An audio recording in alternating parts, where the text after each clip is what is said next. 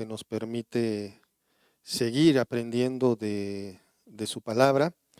Y pues vamos a continuar con nuestro estudio del libro de Génesis y, si Dios lo permite, hoy concluiremos con el capítulo 15 de Génesis. Entonces les pido por favor me acompañen, abran sus Biblias ahí en Génesis capítulo 15. Y para empezar vamos a regresar un pasito, un versículo, para recordar un poco lo que aprendimos la semana pasada. Dice Génesis capítulo 15, versículo 6. Génesis 15, 6 dice así. Ay, perdón. Y creyó a Jehová y le fue contado por justicia. Como ustedes recordarán, vimos en los primeros versículos del capítulo 15 cómo es que Dios le promete a Abraham que lo va a proteger. Yo soy tu escudo, y aparte le dice, te voy a dar un gran galardón, ¿recuerdan ustedes? Pero Abraham está sobrado de fe, pero falto de información.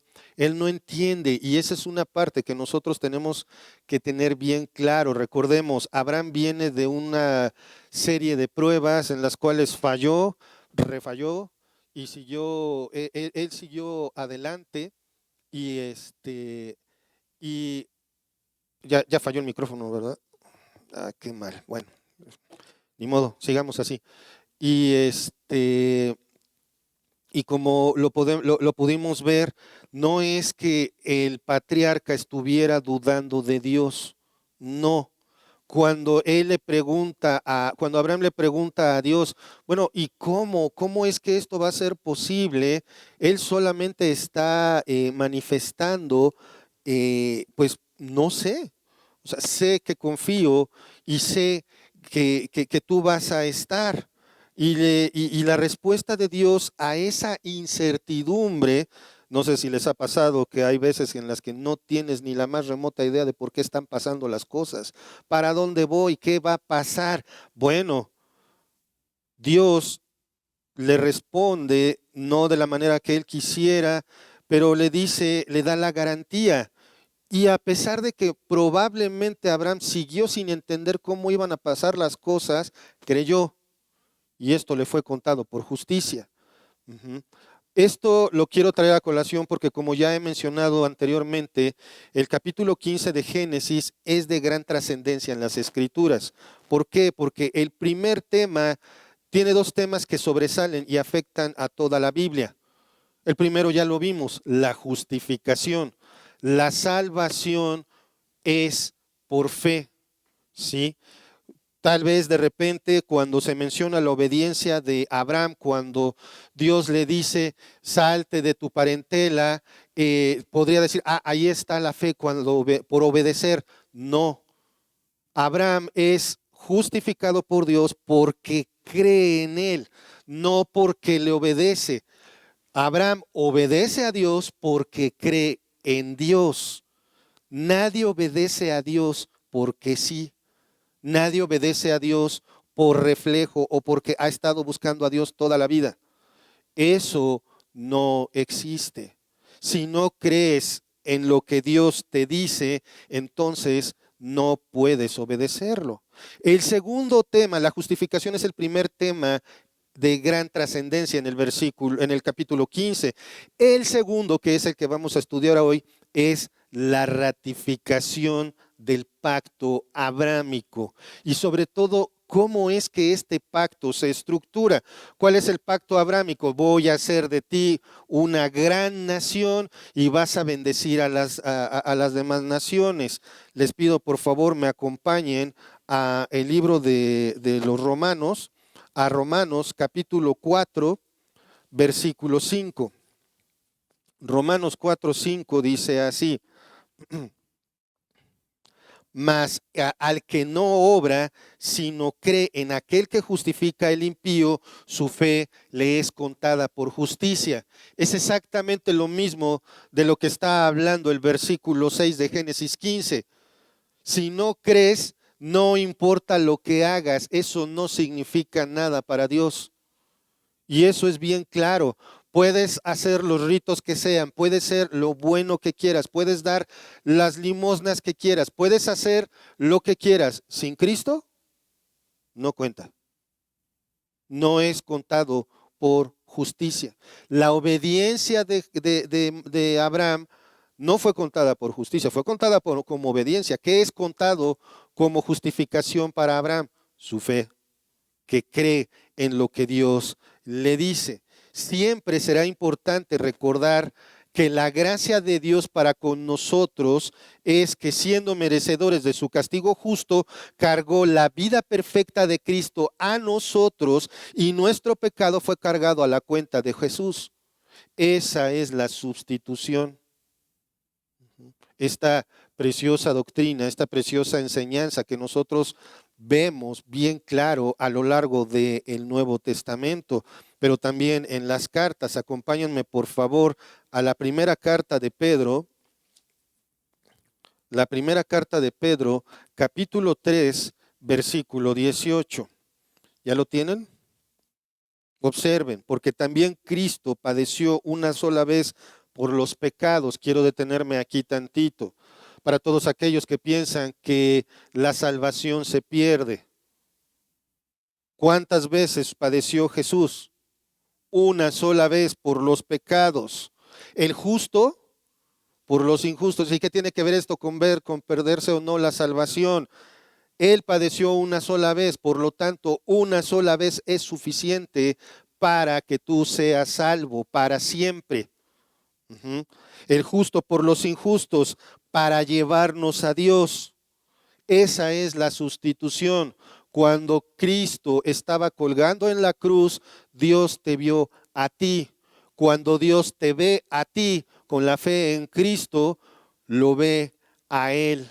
No te ve a ti y tus pecados, no me ve a mí y mis pecados, ve a Jesús. ¿De acuerdo? Continuamos ahí en el versículo 18. Para llevarnos a Dios, siendo a la verdad muerto en la carne, pero vivificado en el Espíritu. En la muerte en la cruz del Señor Jesucristo no fue una derrota, fue su triunfo más grande para llevarnos a Dios. ¿De acuerdo? Entonces, el segundo tema, como les decía, es la ratificación del pacto que Dios hizo con Abraham. Esto es el galardón sobremanera grande que estudiamos en el versículo 1. ¿Recuerdan? Yo soy tu escudo, tu galardón será sobremanera grande. La bendición de que Abraham y su descendencia poseería la tierra de la región de Palestina y a futuro los cielos nuevos y la tierra nueva. Ese es el pacto. Esto es lo que Dios confirma a Abraham por medio de un sacrificio que vamos a ver más adelante. Tanto la justificación por fe como las promesas de Dios son un compromiso que Dios adquiere porque es el único que puede cumplirlo. Esa es otra cosa maravillosa que vamos a ver. Se llama pacto abrámico, sí, pero nada más porque Abraham aparece en la historia. Pero Abraham no contribuye en nada. Y Abraham nos representa a todos nosotros. Abraham no contribuye en nada en todo esto. Si no fuera por Dios, Abraham hubiera perdido a su esposa en Egipto. Abraham, al igual que nosotros, lo único con lo que le podemos ofrecer a Dios es nuestro pecado. Es todo lo que tenemos, por eso es que Dios hace todo lo demás. Nuestras faltas son muy grandes, sí, pero su gracia es aún mayor. El Señor promete, entonces el Señor cumple. Pero el punto es, ¿cuándo? ¿Cómo? Esa es la parte difícil. Vale la pena recordar que todo esto que estamos estudiando se da en el contexto de la aparición que ha hecho Dios ante Abraham y el diálogo que tienen. Recordemos, todo el capítulo 15 es una visión. Abraham no está alucinando, Abraham no está dormido, porque inclusive vamos a ver más adelante que entonces Abraham se duerme. Entonces, vamos a orar para poner este tiempo en manos del Señor. Padre amado, Padre celestial, gracias, Padre, por tu palabra. Gracias, Señor, porque eres tan bueno, tan misericordioso, que nos dejas tener acceso a ella, Señor. Y gracias, Padre, por esto. Gracias porque sabemos que tu palabra es verdad y todo lo que veamos es tu voluntad, Señor. Padre, permítenos, te ruego, Señor, poner atención a tu palabra. Te ruego por este siervo inútil, Señor, que a duras penas puede hacer algo si no es por ti, Señor. Gracias, Padre, por esto. Ponemos nuestras mentes y corazones en tus manos. En el nombre del Señor Jesucristo te rogamos que tu Santo Espíritu nos hable. Amén. Muy bien, pues vamos al versículo 7. Como es una sección grande, no la vamos a leer de corrido, pero vamos al versículo 7. ¿Recuerdan? Versículo 6, y creyó a Jehová y le fue contado por justicia. Versículo 7, el diálogo continúa. Y le dijo, yo soy Jehová que te saqué de Ur de los Caldeos para darte a heredar esta tierra. Después de que Dios le dice a Abraham de qué tamaño será su descendencia, la fe del patriarca es mencionada y validada por el Señor. ¿Cómo sabemos que la valida? Porque el Espíritu Santo inspiró a Moisés a escribir y creyó a Jehová y le fue contado por justicia. Entonces su diálogo, el diálogo de Dios con Abraham, continúa y se enfoca en el propósito de Dios. Observen el versículo 7. Y le dijo, yo soy Jehová. Solo esto es poderoso, hermanos. El hecho de que Dios se identifica a sí mismo. Dios no tiene por qué hacer eso. De antemano, Abraham sabe con quién está hablando. Y sin embargo, Dios dice, yo soy Jehová. Dios se identifica personalmente con el patriarca y con su pueblo. ¿Cómo con su pueblo? Pues sí, en Abraham está representado todo el pueblo de Dios. Se identifica como el que hace y cumple las promesas. Yo soy Jehová. Lo veremos mucho más adelante, si el Señor lo permite, el gran yo soy.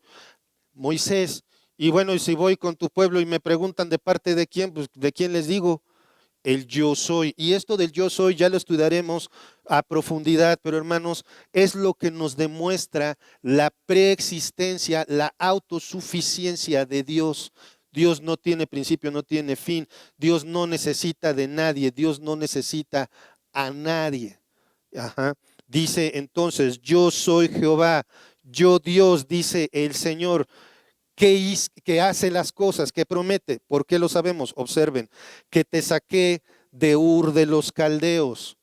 ¿Quién llamó a a Abraham? Dios. ¿Quién lo sacó? Dios. ¿Quién lo puso en la tierra prometida y le dijo básicamente, ahí quédate? ¿Quién permitió que dudara y se fuera a Egipto para que recibiera un curso intensivo de disciplina divina? Dios mismo. Y eso es algo que tenemos que ver, hermanos. Todas las cosas que nos pasan son porque Dios así lo permite y tienen un propósito. Y como lo vimos con Abraham, entendió de volada, ¿verdad? No, metió la pata, pero regresó corriendo cuando entendió que su problema era que había dudado de Dios, regresó corriendo a Dios. Eso es lo que hay que hacer en cuanto sintamos que estamos alejándonos de Dios. Que te saqué de Ur de los Caldeos. ¿Para qué lo sacó? Dice ahí, volvamos al versículo 7, y le dijo, yo soy Jehová que te saqué de Ur de los Caldeos para darte a heredar esta tierra. Para eso te saqué, para que veas el propósito del Señor, que Abraham, y su descendencia ocupen la tierra de Canaán. Pero esto no solamente es en el aspecto terrenal. No es solamente el pacto abrámico, lo vamos a ver más adelante, se divide en tres partes: la promesa personal, la promesa nacional y la promesa universal. Ya lo veremos más adelante, pero le dice, para darte a heredar esta tierra. El pacto abrámico es la ocupación de la tierra prometida y la multiplicación del pueblo de Dios. Pero no solamente se trata de la ocupación del pueblo de Palestina, sino de la ocupación de la santa ciudad en un futuro. Recordemos que cuando el Señor llama a su pueblo, el pueblo de Israel, quiere un pueblo para Él únicamente. Nosotros formamos parte también de ese pueblo. No somos el plan B de Dios, somos injertados, es decir, nos agregamos al pueblo de Dios. ¿Qué es el Estado de Israel? No, no es el Estado actual de Israel, porque recuerden que hay israelitas y hay israelitas, los israelitas étnicos y los israelitas espirituales. Eso ya lo vimos a lo largo del estudio de Apocalipsis. Te voy a dar a heredar esta tierra. ¿Recuerdan cuál fue el razonamiento de Abraham y la propuesta de Abraham para solucionar el problema de no tener hijo? Pues que su mayordomo, Eliezer, pues fuera el heredero. Y Dios le dice, no, vas a tener un hijo. Uh-huh. Y vamos a ver que este pacto se va a confirmar más adelante con una ceremonia, pero continuemos al versículo 8. Uh-huh. Abraham escuchó a Dios que le está diciendo, yo soy el que te sacó para que poseas esta tierra. Pero cuando le dice para que poseas esta tierra, quiere decir, la tengo que llenar. ¿Y cuál sigue siendo la duda, la incertidumbre de Abraham? Pues ¿cómo? Dios le dijo, te voy a dar un hijo. ¿Recuerdan que les dije? Un hijo tuyo. Poner mucha atención a eso. Abraham seguramente entendió, ok, voy a tener un hijo. ¿Cómo? O sea, yo sigo sin ver, yo sigo sin entender esa parte, Señor. ¿Cómo? Versículo 8. Y él respondió, Señor Jehová, observen la reverencia de Abraham. Señor Jehová, otra vez, esto podríamos señalar a Abraham y decir, ay Abraham, otra vez a dudar. Sí, quiero ver que en medio de la tormenta no tengas incertidumbres sobre cómo es que Dios te va a sacar de esto. No, casi no pasa, ¿verdad? Está pasando algo y no tienes ni idea de para dónde va el barco. Y luego llega el inteligente del pastor y te dice, Dios te va a sacar de esto. O sea, sí, pero la pregunta es el cómo. Me duele, sufro, lloro, estoy triste, me siento así, asado. Dios está contigo. ¿No les han dicho muchas veces, Dios está contigo? O sea, sí, no lo dudo, pero estoy en medio de la tormenta y no sé ni para dónde voy. Confía en Dios. Eso es lo que Dios le ha estado diciendo a Abraham. Abraham le hace una pregunta concreta y Dios le dice, le contesta de otra manera. O sea, sí, pero ¿cómo? Es una incertidumbre válida. Es es una solicitud reverente de información. Por eso Abraham dice, versículo 8, Señor Jehová, respeto, creo, no entiendo. Anoche precisamente con Isabela en la comida estábamos platicando y ella de broma nos estaba diciendo, no entiendo. Y ponía cara de, no entiendo. Esa es la posición. ¿Confías en él? ¿Confías en Dios? Sí. ¿Confías que Él te va a sacar? Sí, pero no entiendo cómo. No entiendo por qué tengo ansiedad, por qué se apachurran mis intestinos de repente y viene el golpe de terror por nada, viene el temblor.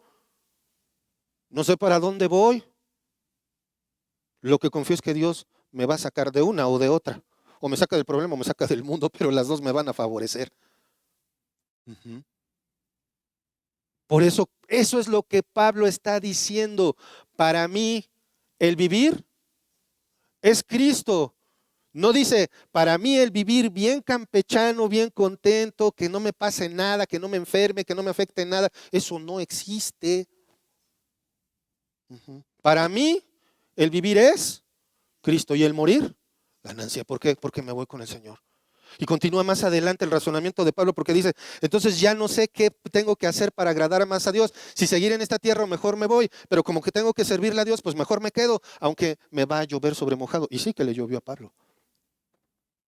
¿Te suena familiar, hermano? ¿Te suena familiar? Yo creo que sí. Después del tiempo de testimonios, díganme si no te suena familiar. A lo mejor tú no eres el que está padeciendo, pero la persona que amas es la que está padeciendo, por lo tanto te duele.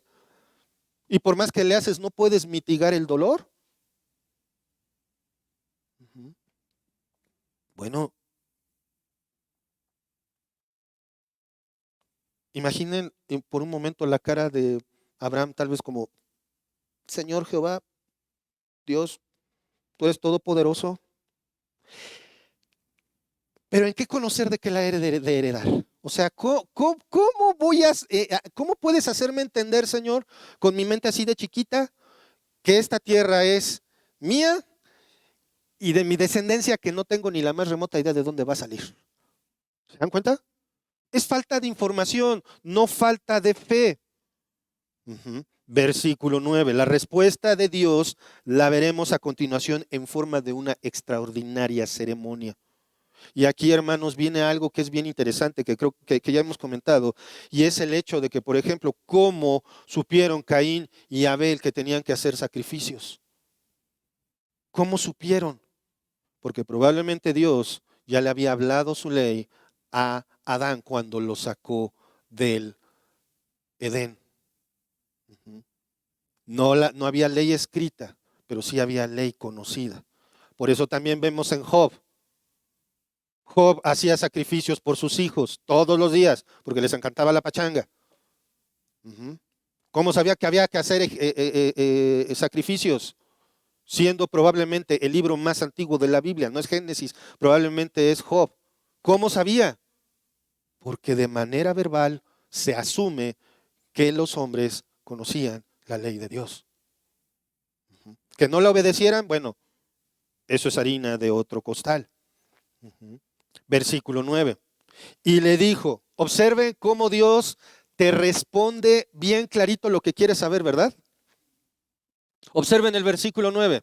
¿Cuál es la pregunta de Abraham? ¿Cómo? ¿Cómo voy a tener un chorro de hijos? ¿Cómo vamos a hacer un pueblo enorme? Y Dios le responde en el versículo 9. Y le dijo, tráeme una becerra de 3 años y una cabra de 3 años y un carnero de 3 años, una tórtola y un palomino. Y seguramente Abraham puso cara de, ok, como digo yo, si te dicen brinca, tú dices, ¿qué tan alto? Ujú. No sé ni para qué quieres que brinque, pero voy. Dios, observen también una cosa bien importante. Si Abraham dudara, Dios se lo reclamaría. Dios le manifestaría su pecado a Abraham, pero no lo hace, sino que le responde actuando. Una enseñanza que aprendí muy importante es que Dios en su providencia usa las circunstancias. Dios nunca te va a responder audiblemente. Dios responde providencialmente y circunstancialmente. ¿Qué significa esto? Tú le pones a Dios en sus manos una situación. Tú quieres una respuesta. Dios te va a poner en el camino de la respuesta. Dios te va a poner a actuar. Dios te va a hacer transitar por el camino que es la respuesta. Y aquí vemos exactamente esto. Dios usa las circunstancias para responder al apesadumbrado patriarca. ¿Qué respuesta quería Abraham? Bueno, Abraham, déjame te cuento que yo voy a hacer que de manera milagrosa tú y tu esposa, aún viejitos, tengan un hijo. ¿Y qué escuchó Abraham en cambio? Tráeme estos animales. Ok. Es obvio que Abraham va por ellos. Animales usados para el sacrificio, que veremos más adelante, son usados en el sacrificio levítico. Quedan incrustados en la ley. Pero la forma del sacrificio es muy interesante. Versículo 10. Y tomó él, o sea, Dios, digo, Abraham, todo esto y los partió por la mitad y puso cada mitad una enfrente de la otra, mas no partió las aves. La forma en la que Abraham prepara este sacrificio nos permite asumir que Dios le dio las instrucciones claras del mismo. Del mismo modo en que ordenó qué animales eran necesarios. Estas instrucciones involucraban animales que, como ya les había dicho, formarían el culto levítico. Y también formaba parte de la manera de hacer pactos de los caldeos. O sea, Dios no le incrustó en su mente a Abraham tampoco cosas que él no conociera. Esto de partir a los animales ya tenía un antecedente. Abraham por lo menos ya lo había visto, si no es que practicado en Ur. Por supuesto de forma pagana, lo que nuevamente me asombra, hermanos. Dios se proveyó de un hombre pagano para formar su pueblo santo. Esto es maravilloso. Esto es esperanzador. Dios se proveyó de un pagano, pero de esos profesionales, porque Ur era la cuna de las religiones paganas. Se provee de ese hombre para para proveerse un pueblo apartado. Esa es la razón por la que tú y yo estamos aquí escuchando la palabra de Dios si eres creyente.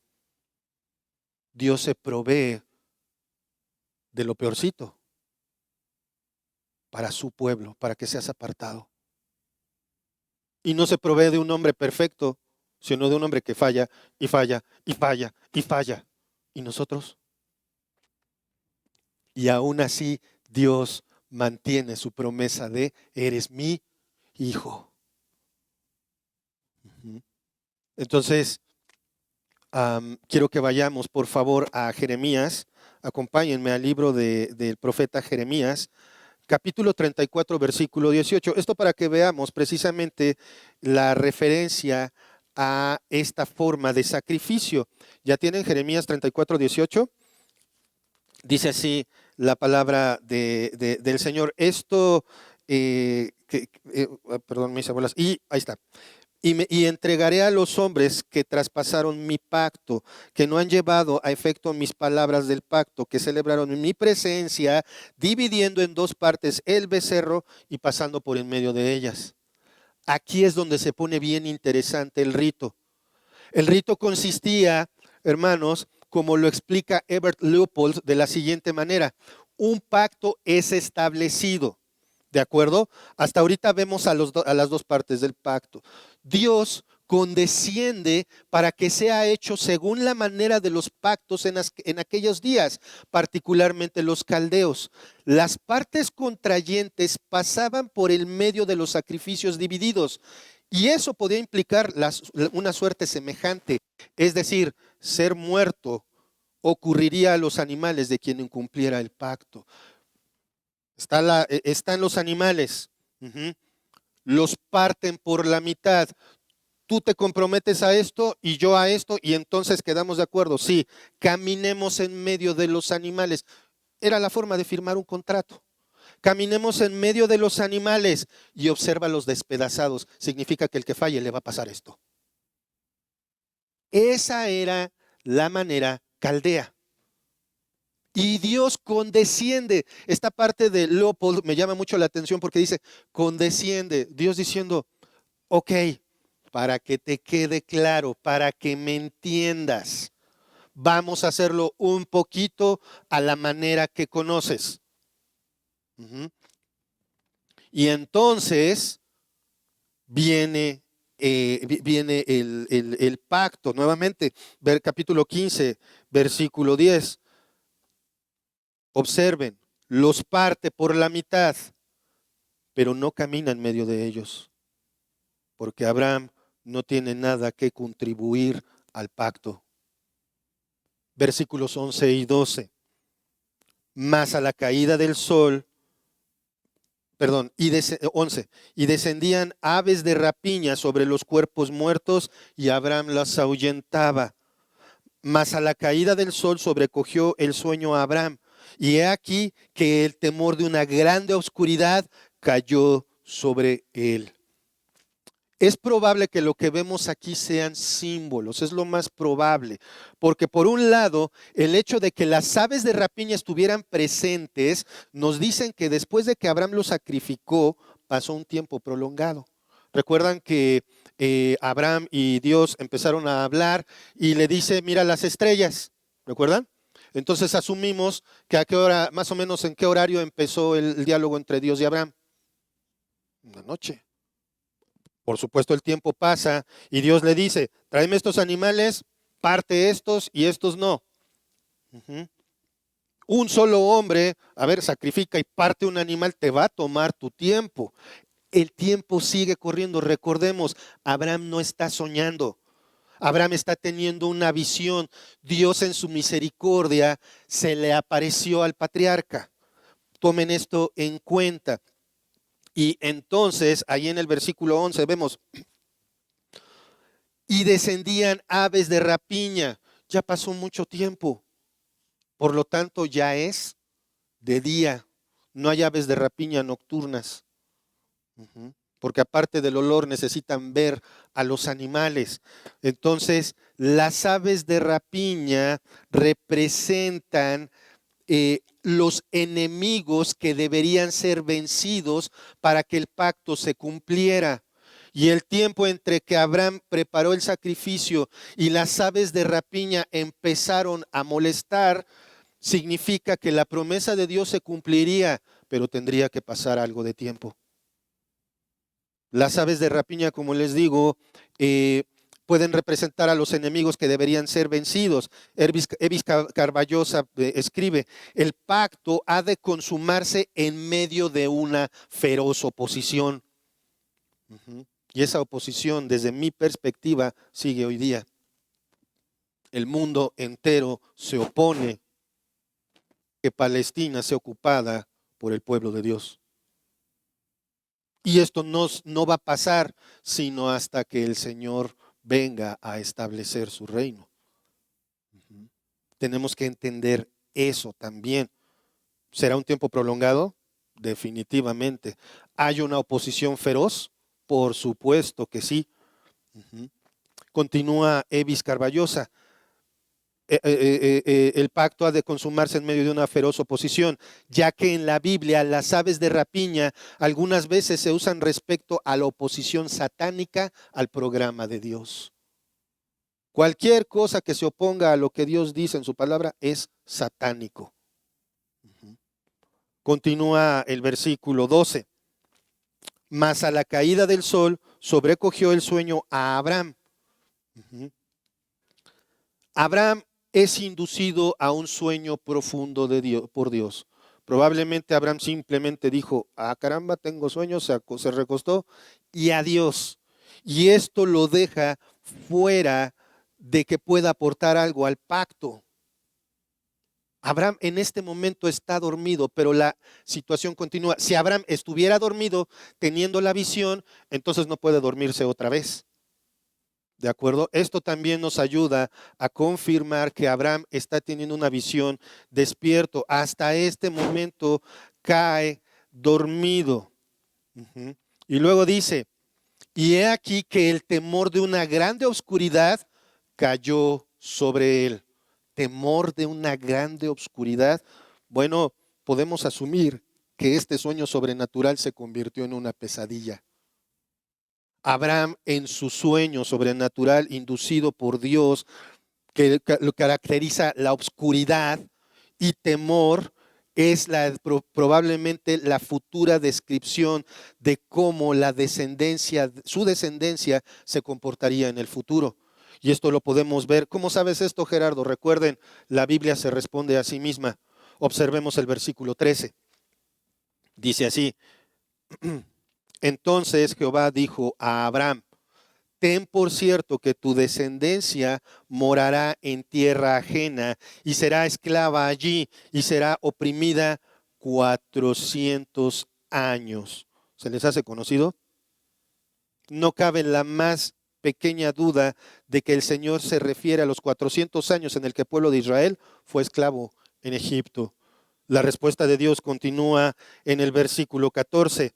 Mas también a la nación a la cual servirán juzgaré yo, y después de esto saldrán con gran riqueza. ¿De qué estamos hablando? De Egipto. Esta es la liberación del pueblo de Dios de Egipto. La palabra de Dios registrada en este versículo se cumplió literalmente. Después de 400 años en Egipto, el pueblo de Israel salió de la esclavitud, llevándose las riquezas de Egipto. ¿Recuerdan esto? Esto lo pueden, bueno, ya lo leímos en Éxodo capítulo 7 al 12. Estas riquezas sirvieron, entre otras cosas, para la construcción del tabernáculo. Versículos 15 y 16. Continúa la respuesta de Dios a Abraham. Pregunta, hermanos, ¿ya le dijo cómo? Sigue sin decirle claramente, pero Dios está usando las circunstancias para darle una respuesta que realmente necesita. Versículos 15 y 16. Y tú vendrás a tus padres en paz y serás sepultado en buena vejez. La vida de Abraham sería larga y próspera, y Dios se encargaría de que el patriarca cumpliera con su propósito. Esa es la razón de que Abraham esté dormido en este punto de la visión. Si por Abraham fuera, el propósito de Dios no se cumpliría. Por eso es que Dios tiene que actuar. Versículo 16. Y en la cuarta generación volverán acá, porque aún no ha llegado a su colmo la maldad del amorreo hasta aquí. Dios muestra el doble significado de la esclavitud en Egipto. Por un lado es el recordatorio del tiempo que Dios tuvo al pueblo de Israel en disciplina. ¿Cuántos años fueron? 400 años. Y por el otro muestra la enorme gracia de Dios que tuvo paciencia para con el amorreo. Cuando se refiere al amorreo, yo sé que hay otras nacionalidades, pero es la más representativa de los que ocupaban la tierra de Canaán en ese tiempo. Eran los principales, ¿de acuerdo? Dios está mostrando paciencia, pero al mismo tiempo también está dejando, porque dice, todavía no ha llegado al colmo su maldad. ¿Qué significa esto? Que si alguien va a cargar con juicio de Dios, es decir, perdición, lo único que va a acumular para sí mismo es más pecado y por lo tanto más ira de Dios. Es por esto que los malos del mundo, hermanos, se salen con la suya. Es por eso, porque Dios en su gracia les da tiempo, pero en su justicia permite que vayan acumulando cada vez más mal. Y cada vez más mal implica que la ira de Dios va a ser cada vez más justa sobre ese individuo que no cree en Jesús. Esa es la razón por la cual a los malos del mundo les va bien. En nuestra perspectiva.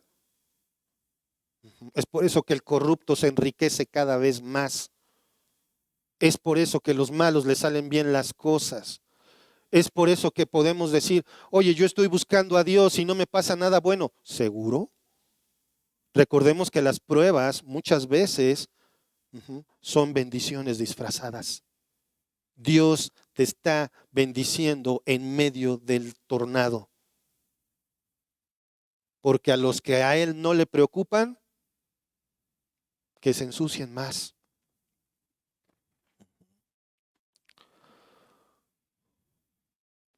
Y esto se refleja para con el amorreo. Esto se refleja para con los habitantes originales de Canaán. Les da todo ese tiempo y posteriormente viene la invasión del pueblo de Israel. Y no podemos decir, como muchos dicen, es que el pueblo de Israel invadió y mataron sin razón a todos los de ese pueblo. No, Dios de hecho les dijo, extermínenlos básicamente. Los que no obedecieron fueron los israelitas. No exterminaron a todos y terminaron con otros problemas, pero esa invasión prometida bajo las órdenes de Josué no debe de verse como una agresión desmedida, sino como la justa ejecución del juicio de Dios contra la maldad de los amorreos. La maldad de esos pueblos llegó a su colmo y es por eso que Dios mandó a Josué y a su pueblo para exterminarlos, para que su pueblo no se contaminara. ¿De acuerdo? Esto lo vemos claro en el libro de Josué. Ahora vamos a continuar al versículo 17. Dice, Y sucedió que puesto el sol y ya oscurecido, se veía humeando una antorcha de fuego que pasaba por entre los animales divididos. Otra vez ya es de noche. Probablemente Abraham pasó en este diálogo con Dios quizás un poco más de un día entero.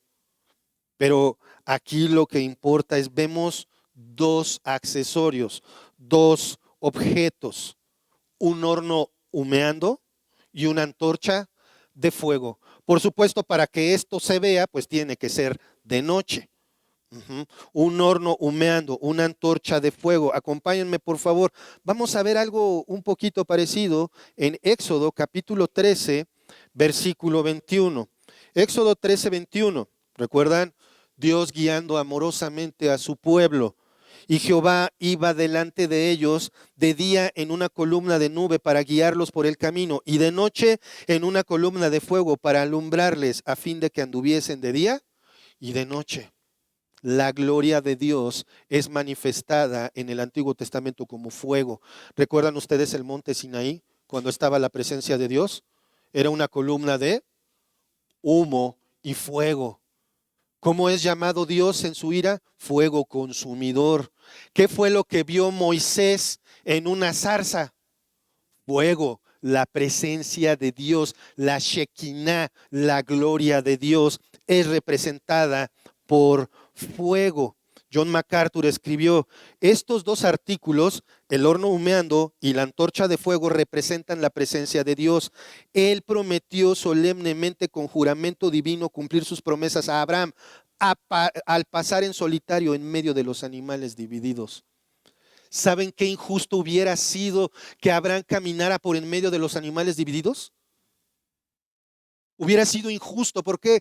¿Qué probabilidades tenía Abraham de cumplir la voluntad de Dios al 100%? Ninguna. El sueño en el cual Dios pone a Abraham es un acto de gracia y misericordia para que Abraham no participe del compromiso. Esto es un pacto incondicional. Dios dice, prometo esto y no necesito que tú prometas nada, porque de todas maneras no tienes nada que prometer. Dios promete que tú eres su hijo, que te va a cuidar, que te va a guiar a lo largo de la vida. Él lo va a hacer, porque Él es el único involucrado en esto. Por supuesto, para eso está su palabra, para que nosotros la sigamos. Dios prometió, esto es impresionante, solo Dios se compromete en la ejecución del pacto. Abraham, ¿cómo está? Dormido. Abraham está dormido. No hay nada que Abraham pueda hacer. Y hermanos, esto me lleva a una cita que todos ustedes conocen. ¿Qué dice Efesios 2, 8 y 9? Porque por gracia sois salvos. Una pausa aquí. Por gracia soy salvo. Esto implica que yo en mi salvación, ¿qué puse? Nada. A pesar de mí, Dios me escogió para salvación, porque por gracia sois salvos por medio de la fe. Y lo que dije anteriormente lo lapida la palabra de Dios. Y esto no de vosotros, pues es don de Dios. Fíjense, nada tienes que ver con tu salvación. Es un regalo de Dios, nada tienes que ver con tu salvación. Es don de Dios, no por obras, no por velitas, no por santitos, no por rezos, no por ritos, no por chiflar, aplaudir, tocar tambores o lo que sea.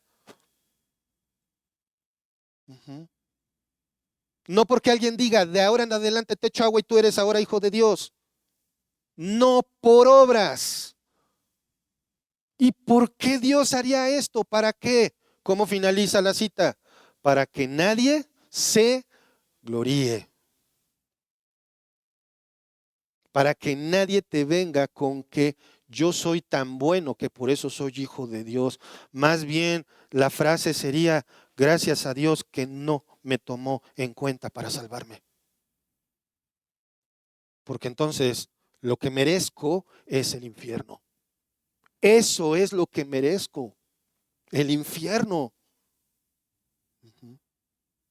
No por obras, para que nadie se gloríe. Solo Cristo salva. ¿Recuerdan? Sola fide, la sola que abarcamos la semana pasada. Este horno humeando y esa antorcha representa a Dios absorbiendo toda la responsabilidad del pacto. El pacto se cumple porque se cumple Abraham. Probablemente Abraham me ha dicho, sigo sin saber cómo, pero una cosa me queda más clara, Dios. ¿Se cumple? Porque se cumple. Sigo sin saber cómo, pero creo en ti, Dios. Eso es fe. La esperanza de lo que se espera, de lo que no has visto. La certeza de lo que no ves. En este momento tal vez no sepas cómo vas a salir de esto, pero Dios te va a sacar.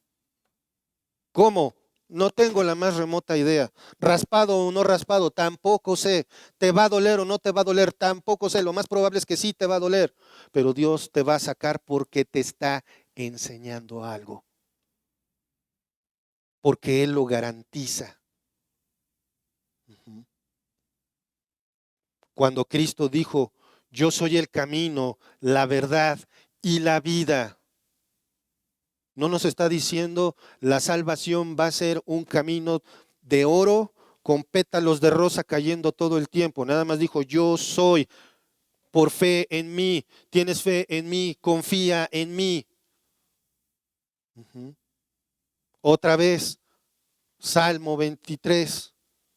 Nada me faltará, en lugares de delicados pastos me hará descansar. Eso es lo que queremos. Queremos delicados pastos, queremos que no nos duela. Pero ¿qué dice después? Aunque ande en valle de sombra de muerte, no temeré mal alguno, porque tú estarás conmigo. O sea, aunque me esté granizando, aunque me estén casi matando, me están haciendo un favor. ¿Por qué? Porque tú estás conmigo. Tal vez voy a estar, sí, muerto de miedo, pero mi fe está en ti. Versículos 18 al 21, vamos a terminar. Ay, perdón, me equivoqué de página. Dice así. Bueno, no quiero dejar de manifestar esto, hermanos. Es Dios el que está caminando por entre los animales divididos. Dios es tan bueno que hace el rito Él solo para que Abraham entienda bien que su garantía es el mismo cuando no necesita hacerlo. Dios no necesita darnos pruebas de nada. ¿Recuerdan a Gedeón? Bueno, si el vellón se moja, entonces sí. Bueno, ok, sí, pero entonces ahora sí no se moja, pero alrededor sí, entonces sí. Y Dios lo hace por gracia. Estoy seguro que no le causó ninguna gracia a Dios lo que Gedeón le pedía. Pero Gedeón necesitaba certeza. ¿Y qué hace Dios? Se la da. Abraham necesita una respuesta. Va a ser probado. Recuerden, según el calibre de la prueba, es por la calidad del resultado. Va a ser probado en el siguiente capítulo. Y Dios le está dando, no le está dando una respuesta, le está dando certeza. Dios le dice, yo solito puedo con esto. Tú nada más síguele. Versículos, ahora sí, para cumplir mi promesa de terminar. Versículos 18 al 21. En aquel día hizo Jehová un pacto con Abraham. ¿Quién lo hizo con quién? Prácticamente Abraham era el que decía, Señor, por favor, tú guíame, me comprometo yo con esto. Pero no, es Dios diciendo, yo me comprometo contigo a que cumples tu propósito porque lo cumples. Yo te voy a llevar a cumplir tu propósito. En aquel día hizo Jehová un pacto con Abraham diciendo, a tu descendencia daré esta tierra. Sí, Dios, lo creo, sí. Ok, Ya no digo nada, seguramente dijo Abraham. Ya tengo la certeza. Y fíjense en esta descripción maravillosa. A tu descendencia daré esta tierra, desde el río de Egipto hasta el río grande, el río Éufrates. Este río no es el Nilo. Este río que está mencionando no es el Nilo, es otro que, bueno, hay varios nombres o suposiciones de cuál puede ser. Y luego le dice quiénes ocupan esa tierra. Te voy a dar la tierra de los ceneos, los ceneseos, los cadmoneos, los eteos, los fereceos, los refaitas, los amorreos, los cananeos, los jerjeseos, los jebuseos y todos los feos. El pacto abrámico es dado, ejecutado, ratificado y se cumplirá por Dios exclusivamente. Abraham no tiene más que decir, me dejo llevar. Yo sigo mi vida, yo sigo mi historia. Ahora, hablando un poco del pacto abrámico, es algo bastante extenso, pero quiero que quede algunas cosas claras. Voy a hablar un poquito del pacto abrámico. Vemos que se divide claramente en tres partes. La promesa personal, la promesa nacional y la promesa universal. Es decir, beneficios un pacto de Dios para con Abraham, un pacto de Dios para con su descendencia y un pacto de Dios para con toda la humanidad. Ya va tomando forma. Primero, la promesa personal, el pacto, la promesa personal, ya la conocemos. La bendición especial de Dios lo hace rico, rico, rico, rico y cada vez más rico, más poderoso, que tendría un gran nombre. Recuerdan que para cuando va contra Kedorlaomer, ya parece ser más importante incluso que algunos reyes, y que sería de bendición para el resto. Recibiría un trato especial de parte de Dios y un hijo de su esposa. Esto todavía como que no le quedaba claro a Abraham. Perdónenme. Segundo, la promesa nacional, o sea, a su simiente. Su simiente sería una gran nación. El pacto eterno sería con la simiente del profeta. La tierra de Canaán sería dada por posesión perpetua y Dios sería el Dios de esa nación. Y la promesa universal. Tercero, que Abraham y su simiente serían de bendición a las naciones. Esto sin duda se refiere al Señor Jesús como Mesías. Por otro lado, el Señor Dios Todopoderoso le da a Abraham una ubicación exacta. ¿Y quiénes son aquellos a quienes se expulsarían de la tierra de Canaán? Los teólogos Kelly de Light, alemanes, comentan lo siguiente. De la naturaleza de este pacto se desprende, sin embargo, que solo Dios caminó en medio de los animales cortados en una representación simbólica de sí mismo y sin Abraham. Esto me causó un gran impacto. Sin Abraham. O sea, Dios usó a Abraham. Y sabemos que sin Abraham no habría historia de la redención. Pero si Abraham hubiera podido negarse en algún momento, Dios se provee de otro hombre. Simple. Porque no se trata de nosotros, se trata de Dios. No si estás en medio de pruebas, en medio de sufrimientos, en medio de muchas cosas, pero no se trata de ti, se trata de la gloria de Dios. Recuerda, entre ti y tu circunstancia, en medio está Dios. Continúo la cita de Kelly Delight, porque aunque un pacto siempre se establece en una relación recíproca entre dos individuos, en aquel pacto que Dios concluyó con el hombre, él mismo no estaba a la par con Dios, pero Dios estableció la relación de comunión mediante su promesa y su condescendencia de gracia al hombre, quien en un principio era solo un recipiente y solo calificaba y estaba obligado a cumplir las obligaciones derivadas del pacto mediante la recepción de dones de gracia. Hermanos, esto, si no me has entendido todo lo demás o si no me he explicado, llévate esto. Observa cuál es la obligación de Abraham. Recibir la gracia de Dios. Es todo. Recibir los beneficios. Es todo. Hermano, reflexionemos en nuestra vida espiritual. Siendo honestos, por más que te esfuerces y estás pensando, no voy a pecar, no voy a pecar, no voy a pecar, no voy a... ¿Qué pasa? Pecas. Y, perdón Señor, me voy otra vez, voy a pecar. Pero por eso Cristo murió por nuestros pecados conforme a las Escrituras y resucitó al tercer día para darnos el perdón. Lo que nos queda es gozar de su gracia. No de vivir una vida disipada y desobediente, pero disfrutar de su gracia. Porque por gracia tienes en tus manos una copia de su mente, una copia de su palabra, una copia de su voluntad revelada. Aquí está. ¿Qué más quieres? Diría Abraham, que me diga cómo. Pero Dios no le respondió el cómo. Le dijo, te lo garantizo por mí. Y tan te lo garantizo por mí que yo paso en medio de ese sacrificio que no sirve de nada, pero para que me entiendas que estoy contigo, ahí te voy. Dicho de manera muy coloquial. En el Nuevo Testamento vemos que el pacto abrámico tiene un carácter incondicional, como ya lo había dicho, y que aún está por cumplirse de manera literal. La desobediencia del pueblo de Dios no anula el pacto, aunque su cumplimiento nos parezca que demora. Este pacto se cumplirá en el tiempo perfecto de Dios. Acompáñenme, por favor, ya como última cita, de verdad, es la última, a Hechos capítulo 3, versículos 17 al 19.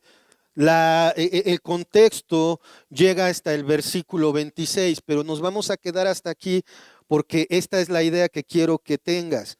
Dice los versículos 17 al 19 del capítulo 3 de Hechos. Mas ahora, hermanos, sé que por ignorancia lo habéis hecho, como también vuestros gobernantes, o sea, el mal.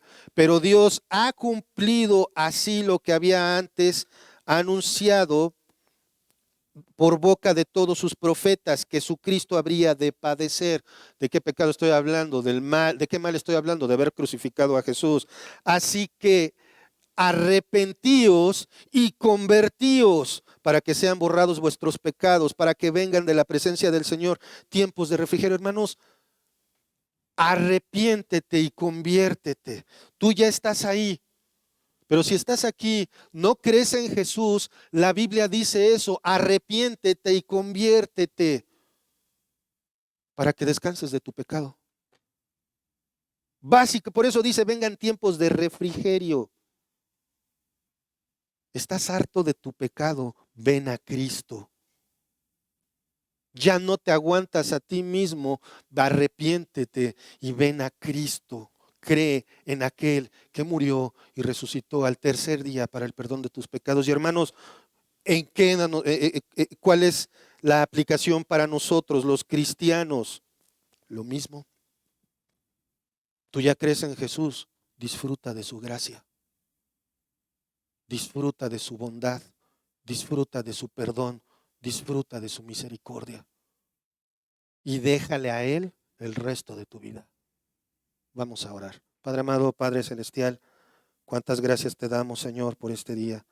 Gracias, Padre, por tu amor, por tu misericordia, Señor. Gracias porque